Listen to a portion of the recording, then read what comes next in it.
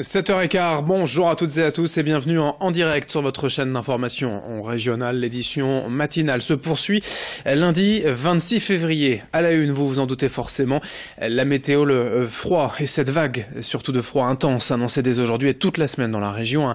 Un temps glacial, polaire même, puisque l'air froid nous vient directement de Russie et de Sibérie. Déjà à moins 5 degrés de relevé cette nuit à Lille, moins 4 à Boulogne, moins 3 à Dunkerque et à Calais. Les températures resteront négatives dans la journée ou atteindront 0 degré dans le meilleur des cas. Côté ciel, on profitera quand même d'un temps presque ensoleillé. Quelques nuages, en tout cas un temps sec et dégagé avec les conditions anticycloniques. Mais le froid qui va s'intensifier encore jusqu'à mercredi et jeudi. Le redout n'est annoncé que vendredi en fin de semaine. Les prévisions météo complètes après le journal. Comment se prémunir face au froid? Faut-il éviter de sortir ou au contraire bien se couvrir, ne pas changer ses habitudes? Faut-il monter le chauffage à la maison? Que faire avec sa voiture? Quelle solution pour vivre malgré ces températures glaciales? On écoute les conseils de Céline Huret avec nous en plateau. Comment se préparer à cette vague de froid? Tout d'abord, vous vous en doutez, il faut bien se couvrir, notamment au niveau des extrémités avec des gants, un bonnet, mais aussi des chaussettes en laine, si possible. Concernant les enfants, c'est un peu différent car eux n'auront pas le réflexe de retirer des couches s'ils ont trop chaud. Ils risquent donc de transpirer et ensuite d'avoir froid. Il est donc préférable de se limiter à 3 couches. Autrement, pas de contre-indication si vous souhaitez sortir un bébé dehors. Niveau alimentation, avec ce froid, vous vous dites certainement, c'est l'occasion de sortir son appareil à raclette. Or, il faut privilégier les aliments avec beaucoup de vitamines, comme les champignons ou encore les avocats. Concernant votre habitation, faut-il chauffer davantage son logement? La réponse est non, car il faut éviter les écarts trop importants de température. Dans l'idéal, la température du salon doit varier entre 19 et 20 degrés. Sinon, pensez bien à fermer les volets et rideaux pour garder la chaleur à l'intérieur.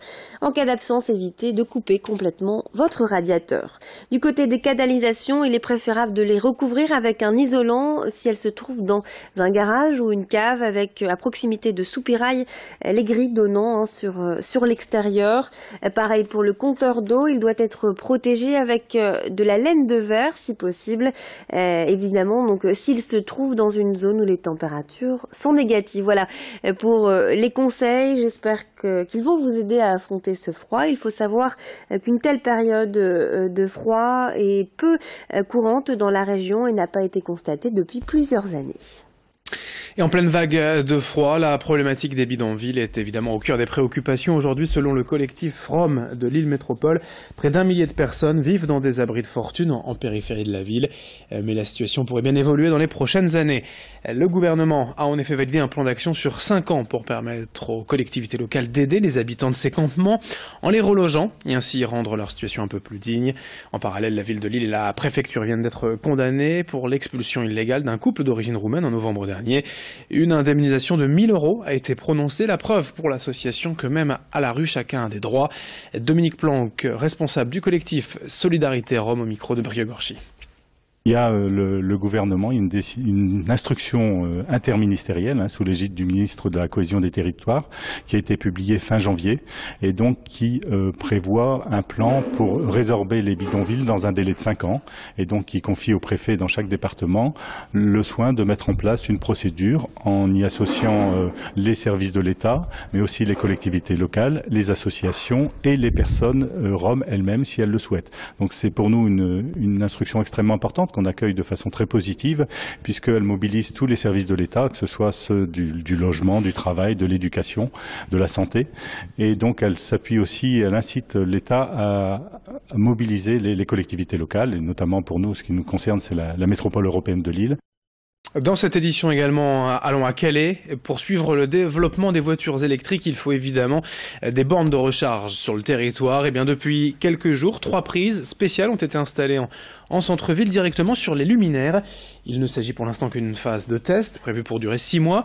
Puis un dispositif plus large sera mis en place. Ces 3 bornes sont en fait différentes techniquement et à l'issue du test, l'un des systèmes sera choisi pour équiper entièrement la ville.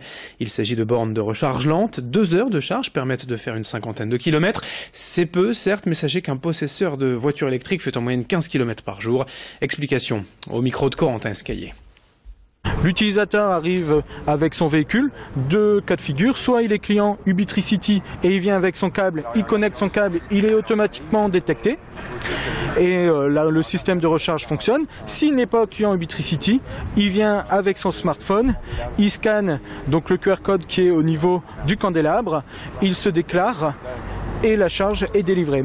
La ville, en plus, dont on remercie, met gracieusement 2 heures de recharge gratuitement pour l'ensemble des utilisateurs des véhicules électriques.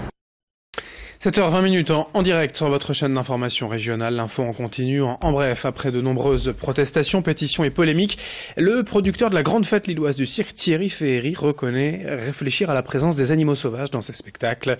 Pour l'an prochain, en tout cas, il a déjà tranché. Pas de fauves au programme et peut-être pas d'éléphants non plus.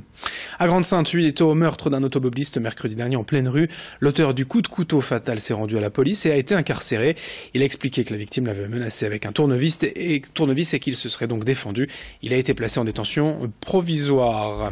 L'archevêque de Lille, Monseigneur Ulrich, a suspendu de ses fonctions le curé Vincent Steckermann, officiant à Gravelines depuis 2011. Il a avoué la semaine dernière avoir eu des relations sexuelles consenties avec des jeunes filles mineures lorsqu'il officiait à Nièvre de 2004 à 2008. C'est la plus jeune de ces victimes qui a dénoncé des faits de viol, les autres assumant toutefois leur relation. On termine avec le sport ce week-end. D'abord en football, la nouvelle défaite du LOSC à domicile samedi soir en Ligue 1, 2-1 face à Angers, adversaire direct pour le maintien. Lille désormais 19e et plus que jamais menacée par la relégation. En Coupe de France de basket féminin, le SBVA s'est incliné en demi-finale à Bourges, 63-44. En basket toujours, il y avait un match amical, un derby vendredi soir à Lille.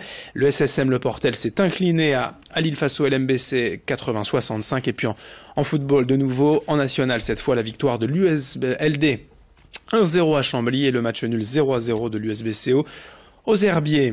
7h22 en direct sur votre chaîne d'information régionale. À suivre dans un instant vos prévisions météo. Sans surprise, le froid bien évidemment à l'honneur. Moins 5 degrés déjà cette nuit. Ce matin à Lille, moins 4 degrés, même sur le littoral Côte d'Opale à Boulogne notamment. Couvrez-vous bien, il va faire froid cette semaine.